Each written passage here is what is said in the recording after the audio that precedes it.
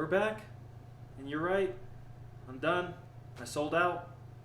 No more of this. No more of this steady, stay the course, slow returns, get your 8, 9% returns for 20 years. We found it. We can get rich quick. We'll be rich by next year. This is what you all wanted. It's what you all wanted to begin with. I know. You don't like the boring old stay the course. We like to hear how can we get rich quick? What's the shortcut? Turns out, children's toys. Children's toys are the secret we've all been looking for. Hanging out over the weekend, trying to figure out what to do, and I remembered, hey, you know what? Under my bed, I have this sweet Pirates Lego set. I'm going to do that right now. So I get set up in the kitchen table, I put on the Pirates of the Caribbean soundtrack, and I just go ahead, having a fun time, acting like a little kid again, rebuilding my old Lego set that I bought, back in college, bought it a while ago. It's a small set, nothing too crazy. You can see it right here. And I got curious, how much is this set? And after some research, I realized these pirate sets are totally out of commission. They don't make them anymore. They haven't sold pirate sets in years. Because you can't find this set anymore, I start looking on eBay, and I realize this bad boy, used, just like my condition, right? I built this years ago. I bought this back in like 2014 with a buddy. My buddy Brad and I, we went to Walmart one night. We bought some Lego sets, came back, built them, had a fun little Friday night. Because we were super cool in college, had lots of girls, decided to turn down all those girls and go play with Legos instead. Anyway, I looked this set up, and used sets just like this, the box is opened, a little damaged, whatever, $55. I bought this thing for 16 bucks. I'm pretty sure. It might have been 18, whatever. I'm pretty sure I spent $16 on this thing. So this thing went from $16 at retail, right? Like I didn't get this from a distributor or anything like that. Nothing crazy here. I'm just a regular customer going to the local Walmart, buying this thing at retail for 16 bucks. 6 years later, it's worth $55. That is a 244% return. What? Yeah, that's like 40% a year, right? Simple interest, not compounding. Simple return, 40% a year. What's all this nonsense about trying to get 8, 9% when you can get 40? Now, if that doesn't strike your interest, if you think 40% return, 240% over the course of 6 years, that's not for me, not interested in that, not interested in making my money go 2.5 times what it's worth today, all right, well, what about keeping this thing sealed, right? That's where the real money is in collectibles, in Lego. I've been doing a lot of research. I really dug deep into this. I went through a deep wormhole, and I've been really obsessed for the last week about the world of Lego collecting and investing. It's really interesting. Anyway, this set, again, bought it for $16 6 years ago. It ranges, and these are sold listings on eBay, $90 to $100. Excuse me? That's like a 450, almost 500% return. It's like 460. 460% return for this over the course of 6 years. So again, that's 77% a year. Now that is how you get rich quick.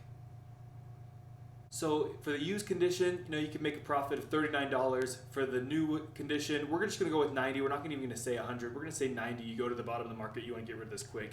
$74 return. Now, yeah, that's not a lot of money because we're talking about one individual set with a $16 investment. No one's going to get rich with $16, but what happens if you buy 1,000 of these, right? What if you buy 10,000 of these? Or, you diversify, you get other sets or whatever, but you do this on a big scale. Well, now you're talking that you turn $70,000, you turn $10,000 into $90,000. That sound good to you? Just over the course of 6 years? Sounds pretty sweet. Obviously, this is going to change if you're working with that type of scale. You're influencing the market, so as you push product out, it's going to increase the supply and it'll put downward pressure on your prices. So the first 10 boxes you sell will be at 90 to 100, and the last 10 boxes you sell will be less than that if you were trying to output all of that and quickly into the market and get rid of it all within a couple months. But this was pretty interesting to me. The world of collectibles is really, really interesting. I actually do a little bit of investing in collectibles. That's not what this video is about. I'm not going to talk about that today. It's not Lego. This is literally just something I had under my bed and was something I was doing for fun over the weekend. But I do think collectibles can be part of your personal investments. Now, I wouldn't make it a big part. I've seen some people who go all in and they say, yeah, I've got a couple real estate rental properties, and after that, I put all my cash, thousands and thousands of dollars a year into collectibles. That's obviously really, really big, and most professional investors, most traditional investors are not going to recommend that. But if you're doing 5 to 10% of your investment portfolio in collectibles, I think that's fine.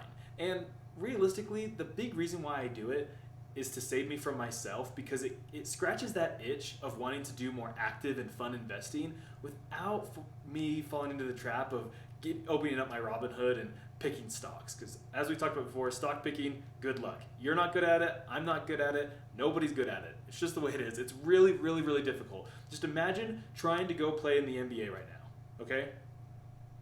That's what you're trying to do when you're stock picking. You're saying, you know what? Played a little pickup ball, did pretty well, even joined a rec league, and we got to the playoffs, got to the semis. All right, guess I'm going to go play for the Celtics, all right? Why not? Go play for the Lakers, go hang out with Kawhi in LA, play for the Clippers. It's not going to happen, okay? That's what you're trying to do when you're picking stocks. You're trying to play with the professionals, you're trying to play with the big leaguers. It's not going to happen. So I like to invest in collectibles because I can put my interest in it, I can do all the active and knowledge research and things like that. And at the end of the day, I know it's not my real investment portfolio. It's not my retirement plan, but it lets me still have a little bit of fun.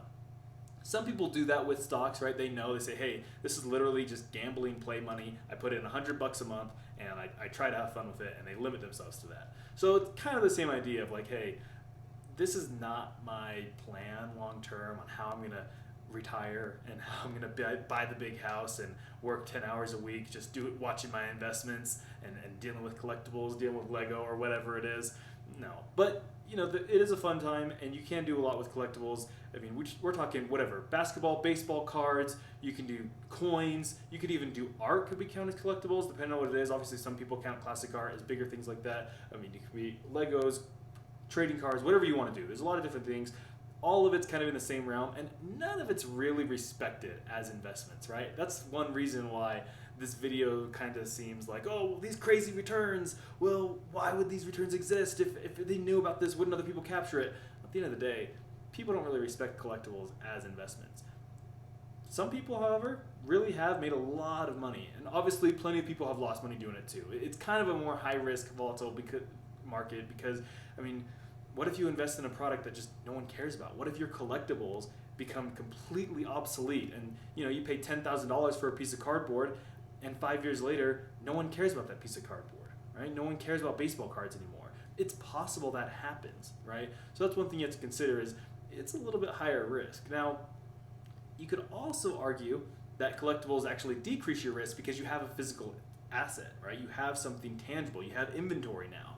Whereas when you deal with stocks and bonds, these are just paper ideas of companies that could go under. And that's true, right? We know that. And so you might say, well, yeah, I bought this Lego set at $16, and even if it doesn't go up in value, even if no one likes this particular set, now I'm guessing this one's pretty popular. I've looked into it. Some sets have big returns, some sets have small returns. Basically, they all go up in value over time once they're out of print. But some sets are going to have bigger than others. But you could say, hey, I don't know if the market's going to love this set in 10 years or not, but I do know that at the end of the day, I have something physical, and maybe I sell it for $12, right? Like, the idea is you compare it to stocks and say, well, this company could go completely under, right? That's the worst case scenario, and the stock is worth $0, versus, okay, if no one cares about this product a year from now, or 5 years from now, 10 years from now, well, it's still a physical product. It's still a tangible good. I could still sell it to someone for something, even if I don't make a profit. So I'm not losing all my money. So there's kind of the flip side of the coin that you could say, yeah, collectibles are really, really high risk, but actually they're kind of less risk if you look at it through a different lens. So you can see here there's no real science behind collectibles, right? Also, there's the big factor of, hey, this could all burn to the ground, right? No, your stocks exist digitally, right? Your ownership is digital. You don't have paper stocks anymore in a safe of a company or your bonds or whatever. It's all this a digital idea. So if your house catches on fire, nothing happens. Or if whoever you hold these stocks with, whether it's Vanguard or whoever else, if their building burns down, your stocks don't disappear magically. Whereas if you have physical inventory, they could literally burn to the ground. And you could insure it and things, but obviously if there's risk involved with inventory, there's also the physical space, right? So let's say you really do get into this. Let's say you say, hey, I actually know about Lego. I've been playing with Lego since I was a little kid. I've done some collecting. I even have some sealed sets that I've never touched that have gone up in value. And I bought it for $100. It's worth $500 now. And you decide, hey, I'm actually going to go all in and I'm going to start putting big money into this. I'm going to say 25, 30, even 50% of my investments are going to be in this collectible because of this huge potential return, and you want to go all in, well, now you need a warehouse, right? You need to deal with this. I mean, this set comes in a box that's like 10 inches by 2 inches by 6 inches, right? So if you want to store 10,000 of these, where are you going to do it?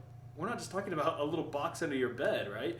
And some people get into collectibles and they're collecting really, really high-end baseball cards or something like that, or Magic cards or whatever, and you say, hey, I don't need physical space anymore. So that's actually one way people hedge it, is they're investing in collectibles that have a really, really big price point, but really, really small physical space. Lego is one that obviously we're dealing with a toy, a physical object with multiple pieces, hundreds of pieces. It's going to take up a lot of space, versus there are lots of collectibles that are literally worth much more than their weight in gold. You got a piece of cardboard that weighs a couple ounces and it's worth $10,000 or $1,000 or $500, whatever it is. You're dealing with really small physical space. I mean, you could have a simple fireproof safe that's cost you $200 at Costco, and you could store $100,000 worth of inventory in that small little safe. So yeah, you can actually kind of also avoid the physical inventory. That being said, that's just the space aspect of it. Obviously, when it comes to selling this stuff, you're not going to see that full return because you're going to have selling fees. Also, some collectibles, like I think coins, have weird taxes where they go in, like you don't do traditional capital gains with them. I'm not really sure. It's kind of weird. I haven't looked into it. Maybe that's a video for another day for anyone who's into coin collecting. I've never gotten into it. Looked at a few coins just for fun, for historical purposes. VOC coins, thought they're kind of cool, but I've never really looked into that world. It's a huge, huge universe that exists out there. But as I was saying, when you are selling these, so let's say we did that. Let's say we took this and I do want to go sell it. So yeah, the price point is selling for $55. If I sell it for $55 on eBay, well, first of all, they got 10% selling fees. And then I have 2 or 3% that I got to pay to PayPal. So I'm already out the door 13%, right? That's just gone, just in fees. And then there's shipping costs in addition to that. Now, maybe you end up having cheaper ways to do that. Maybe you can negotiate and you have a bigger account with eBay so you can have smaller fees, or there's a different marketplace. There's actually a whole different marketplace for Lego, and same thing with other collectibles. They're going to be other marketplaces than eBay, and maybe you deal with local, or maybe you have a brick and mortar store for some reason, and you have a local hobby shop, and so yeah, you can actually push your inventory that way. So you can actually get better returns on that. But for the most part, if you're just thinking, hey, I have a full-time job, I'm trying to get into collectibles, you're going to have pretty high costs when it comes to selling, which is going to eat into your returns. So that has to be taken into account as well. So this dream of this 460%, this 77% a year, right? We're talking 80% a year in your return. Your money's almost doubling every year for 6 years right off the bat. That's not exactly true. I shouldn't say it's doubling each year, but it's increasing that 70%, 80% each year from the original price point. It's not really true because you're going to have to sell it, so you need to have that big potential return to make it all this energy and effort worth it. Now, you may be asking yourself, I can go to Walmart right now and get Legos. Why would I do that? They present hundreds of sets a year, and even though some of the sets you see, now Pirates specifically, those don't exist. You can't go and get any type of pirate sets, but like Star Wars sets or Harry Potter sets, yeah, okay, I can't get the Slytherin set, but I can get the Gryffindor set that they have right now, or whatever. That's just an example I made up, but you get the point. It's like, I can go buy Legos. Why are these even worth anything? Well, some sets, like I said, are completely out of commission, and their whole line is out of commission. You can't get anything related on the Pirates theme. But even sets that do have other lines and other products in stock right now, in manufacturing, being made that anyone can go and get, why are other ones like that? So with Star Wars, for example, you can see there's really, really big sets that are worth a lot of money, worth thousands of dollars in Star Wars. Well, that's because, well, the specific set is no longer made. And, another thing that should be taken into account with risk is when there's a huge secondary market on your product, there's incentive there to eat into that, right? So if you look at it from the perspective of Lego, part of them wants to say, hey, you know what? One reason why we charge our price point is because people know that it maintains its value over the years, and it can go up in value. So they actually keep the secondary market as part of their strategy to say, yeah, we want there to be a secondary market. That being said, they don't want the secondary market to eat into their own opportunity because they're the ones doing all the work. They're the ones making these goods. They're the ones manufacturing and designing and doing all the work. So they might re-release a set and say, hey, this set's worth $1,000 now in the secondary market. Well, why don't we just make it again? Right? Star Wars movies got remade. Let's remake the Millennium Falcon. It's actually something they did, and the price point just plummeted on that when they did that. So that's another thing to think about with collectibles is, unless we're talking about things that don't exist anymore, right? Like historical coins from societies that are dated, and it says, hey, this is dated. If we're just talking about physical objects, toys, things like that, the company can remake them. And yeah, it's not the original, and people know that, and the original will probably have a premium, but that still is a risk out there. So that's another risk that really needs to be taken into account of is, you know, why are people not doing this? And some people do, but why do the big guys not do this? And there's a lot of effort, there's a lot of energy that goes into it. It's a full operation versus, hey, I can click a mouse and buy $1 million worth of shares. You know, to buy $1 million worth of Legos, you need a big operation to do that. You need a warehouse and a lot of shipping, and there's a lot of logistics and a lot of time that goes into that. So that's the thing. And also, at the end of the day, if you're dealing with a secondary market of a collectible, the big guys can do what they want. They can just reprint it. They can just make it again. My last point here to wrap up the video that I want to point out is that, you know, again, why are these worth so much? And part of it is because, hey, you can't get it anymore. It's old and I can't get that set. But also, part of it is going to be nostalgia, right? Part of it is like, hey, things that are popular when people are kids that they can't afford, well, once they get their job and they start having discretionary income, they're willing to pay a premium to have that nostalgia again. To say, man, there's nothing like opening a box of Legos from the 80s and smelling that bag for the first time and opening them, smelling the Legos and having that experience and looking at the instructions for the first time and wow, look how old this is. Part of people are paying for nostalgia. There was one example, and I think this really wraps it up pretty well and summarizes it pretty well. Specifically, I was watching videos of collections and things like that in the Lego world, and there was a guy who had on display at some convention, yes, there are Lego conventions, I didn't know that either. On display, he had every single pirate ship ever made. So, you know, this is like an island or whatever, but they have a lot of ships, of course, it's pirates. And he had every one ever made. And he said in there, he was pointing to one, it was the original one. It came out in like 89, I think. And he said, when I was a kid, I really wanted this set. And this guy was probably 35, maybe 40, right? He's not an old guy or whatever. So he was a kid when that set first came out. He remembers that set coming out and going to the store, and he said, I couldn't afford that. Now I have 3 of them. There it is, right? That's this experience. If he said, hey, I couldn't have this when I was younger, and I'm guessing the other 2 are probably in sealed boxes, I don't know, but he had one on display that he put together.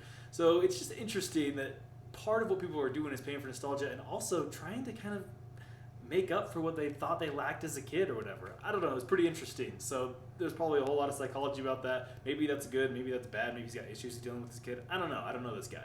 But he did have a sweet collection of pirate Legos, I do know that. Hope you liked today's video, a little bit different, hopefully a little more fun for you. Like and subscribe, share this with your friends. See you next time.